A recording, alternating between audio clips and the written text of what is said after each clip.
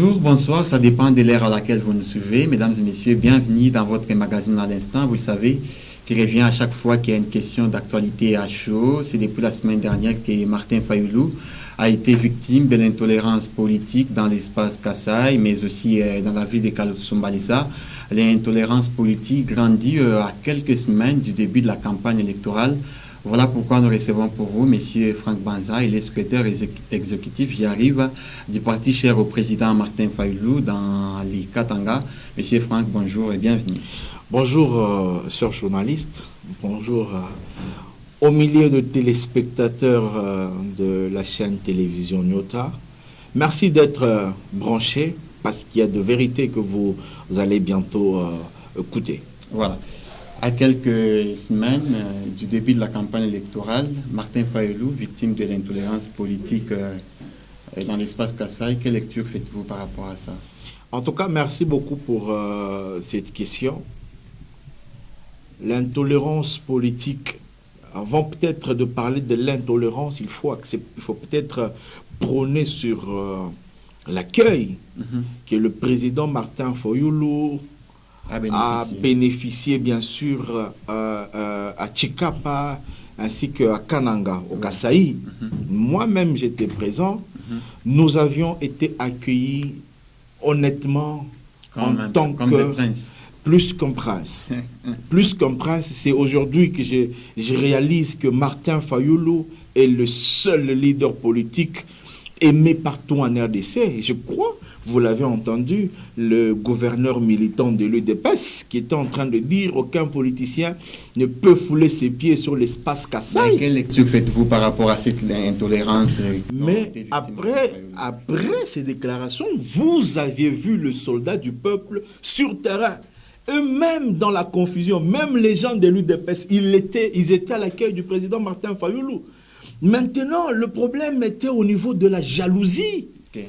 La jalousie, il y a eu certains individus, quelques députés de l'Union sacrée de l'UDPS, de Chikapa, qui a juste manipulé les jeunes, leur a donné de 2000 francs pour venir embrouiller le meeting du président. Vous parlez de la manipulation, mais certains disent que Martin Fayoulou n'est pas accepté à l'espace Kassai. C'est un chef du président Tshisekedi. Non, mais les images en parlent. Moi-même qui vous dis là, nous étions à Chikapa. En tout cas, c'était terrible. Nous avions vu les milliards de personnes venir accueillir Martin Fayoulou. Je comprends bien qu'il est le seul qui est aimé. Seulement que la vérité sur ce que les gens disent, ce sont des rumeurs qui circulent. Mais Tshisekedi a fait aussi des plaintes dans l'espace Kassai. Mais je crois que c'est le peuple congolais qui va en décider par rapport aux plaintes de Martin Fayoulou et d'autres candidats que vous en connaissez. Moi, au moins, je sais qu'on était étouffés dans le stade. Mais si et seulement si on ne pouvait pas instrumentaliser les jeunes qui ont embrouillé un petit peu juste à l'aéroport, l'arrivée du président Martin, croyez-moi que ça allait être chaud et terrible parce que Chikapa était tombé. Partout on parlait de Martin Fayoulou. Sincèrement, je ne parle pas comme membre de SID ou moi le représentant de Martin Fayoulou en province, mais je le parle en tant que Congolais. C'était terrible. À Chikapa, où les gens pensaient que ça n'allait pas tenir, mais nous avions fait un plein du stade à craquer. 100 francs. On n'a pas donné l'argent aux militants. On n'a pas donné d'argent aux militants. N'était pas la première ville de la sortie du président Martin Fayoulou. Partout où il est passé, il a été accueilli. Mais pourquoi seulement à Chikapa, dont il a été victime? Mais Chikapa, il n'a pas été victime. Ça, il faudrait le préciser très bien. Il faut peut-être rectifier. Exactement. Nous avions été agressés. On a été caillassés par des inciviques mal intentionnés qu'on a employés par certains individus, question d'embrouiller l'accueil du président Martin. Je précise, c'était à l'aéroport où on a connu cet acte-là d'indignation, mais de l'aéroport au stade où nous étions, c'est 12 km. Nous avions marché jusqu'au stade. Vous aviez vu le plein. Ça, il faut saluer quand même. Mais la police devrait nous sécuriser, c'est normal. Il faut saluer ça. Si nous saluons en tout cas la sécurité de la police, mais c'est évident, c'est notre droit. On doit être protégé par la police. Ouais. Mais de l'aéroport au stade, en tout cas, la population de Chikapa ont vraiment soif de voir le président Martin Fayoulou diriger ce pays. Pourquoi? Parce qu'ils ont donné leur doléance. Il y a ces gens qui se disent eux-mêmes originaires de là, mais ils ne font rien. Ils sont vomis par la population de ce contrée. Intolérance politique à quelques jours ou quelques semaines de la campagne électorale aura-t-elle des conséquences? Si ça continue comme ça aura des conséquences très fâcheuses. Là, on doit le préciser. S'il faudrait qu'on prenne la peau de tout un chacun, ici au Katanga, on s'est dit qu'aucun candidat non originaire du Katanga foule ses pieds ici. Ouais. Ça sera chaud. Ça sera chaud. Nous craignons que nous rentrons dans l'histoire 91-92. Et qu'est-ce que vous proposez à la place? Mais au contraire, il faut que chaque parti politique sache au moins éduquer ses militants. On ne doit pas être, ce n'est pas un jungle, néanmoins un champ ici où tout le monde peut faire tout ce qu'il veut, mais il y a quand même, il doit quand même y avoir une certaine discipline. Il faudrait que le responsable de parti politique sache au moins discipliner leurs militants, parce que c'est très dangereux avec ça. Si nous continuons ainsi, s'il n'y a pas de sanctions, je crois très bien que la période de campagne, ça sera pire que ça. Il n'y a pas si longtemps, nous l'avions entendu à Kasumbalesa, où les civiques mal éduqués, en train de... Mal éduqués politiquement, si on peut le dire. Bon, en fait, si on est mal éduqué, tout ce qui vient de nous n'est que pourriture. Ça, on doit le dire très bien. Parce que si tu as été éduqué, tu es parti sur les bancs de l'école, tu ne peux pas parler de n'importe quoi. Donc, tu as été éduqué. Et que si ces choses pouvaient continuer ici dans le Katanga, je parle dans le Katanga, ça serait terrible. Et on craint en tout cas vivre l'histoire dans le présent. En tout cas, ça c'est la crainte que j'ai. Il faudrait que le parti apprenne à discipliner leurs militants. Quel est le choix les Congolais m'ont proposé à vous soumettre? On peut parler aujourd'hui d'une proximité entre Martin Fayoulou et le président Tshisekedi. Papa, ça c'est comparer l'incomparable. On peut parler d'une proximité entre Martin Fayoulou et Tshisekedi. On ne peut jamais parler de cette histoire, ça ne peut jamais exister.